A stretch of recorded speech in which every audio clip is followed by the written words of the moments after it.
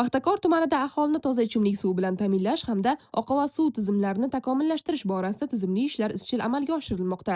Bu borada olib borilayotgan amaliy chora-tadbirlar aholi turmush darajasini yaxshilashda muhim ahamiyat kasb etmoqda. Bugungi kunda tumanda 83 ming nafardan ortiq aholi istiqomat qiladi. Ichimlik suvi tarmoqlari esa 15 mingdan ziyod xonadongacha yetib borgan.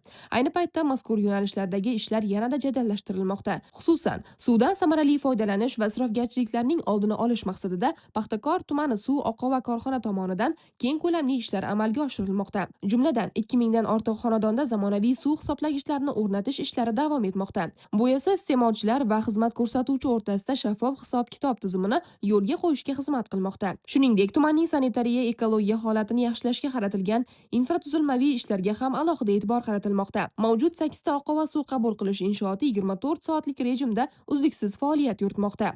Barcha mahallalarda kanalizatsiya tizimlarini zamonaviy talablar asosida yangilash ishlari bosqichma-bosqich amalga oshirilmoqda.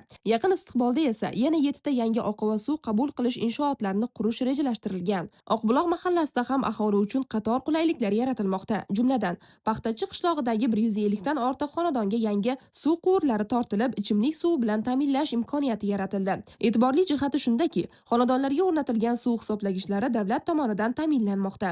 Umuman olganda, Paxtakor tumanida amalga oshirilayotgan mazkur ishlar aholini sifatli ichimlik suvi bilan ta'minlash, infratuzilmani modernizatsiya qilish hamda har bir tomchi suvdan oqilona foydalanish madaniyatini shakllantirishga xizmat qilmoqda.